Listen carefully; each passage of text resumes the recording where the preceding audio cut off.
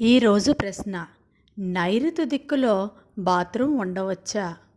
వాస్తవంగా నైరుతి దిక్కులో బాత్రూమ్ ఉంటే వాస్తు ప్రకారం ధన నష్టం, ఆరోగ్య సమస్యలు, భార్యాభర్తల మధ్య గొడవలు వస్తాయి. కానీ కోల్చకుండా కొన్ని రెమెడీలు అయితే ఉన్నాయి. రెమెడీస్ పాటించడం వల్ల మీకు చాలా వరకు ఊరట కలుగుతుంది. అయితే నెగిటివ్ ఎనర్జీని ఎలా కట్ చేయాలి అంటే మోస్ట్ ఇంపార్టెంట్ ఏంటంటే బాత్రూమ్ తలుపుల్ని ఎప్పుడూ మూసే ఉంచాలి.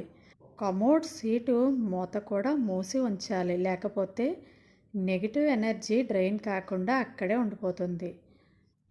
బాత్రూమ్కి తలుపు బయట ఒక చిన్న స్వస్తిక్ స్టిక్కరు లేదా పసుపు కుంకుమ బొట్లు పెట్టుకుంటే నెగిటివ్ ఎనర్జీని చాలా వరకు అరికట్టవచ్చు.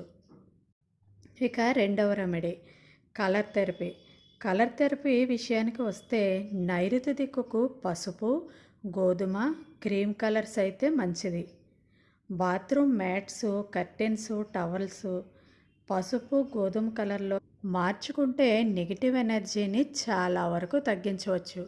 ఇక నైరుతి దిక్కులో బ్లూ కలరు, బ్లాక్ కలరు అస్సలు వాడవద్దు. నీళ్ళు ప్లస్ నైరుతి దిక్కు అంటే డబ్బు కొట్టుకుపోవడం అంటారు.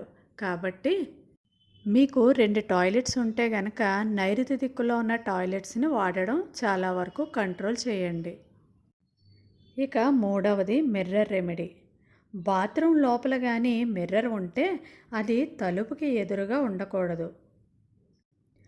ఒకవేళ తలుపుకి ఎదురుగా కానీ మిర్రర్ ఉంటే తలుపుకి వెనుక వైపు మిర్రర్కి ఎదురుగా చిన్న గాజు ముక్కని అతికించుకోవాలి. అప్పుడు ఈ ఎనర్జీ రిఫ్లెక్ట్ అవుతుంది. బాత్రూంలో వీలైనంత వరకు మిర్రర్ను తీసేయడమే మంచిది.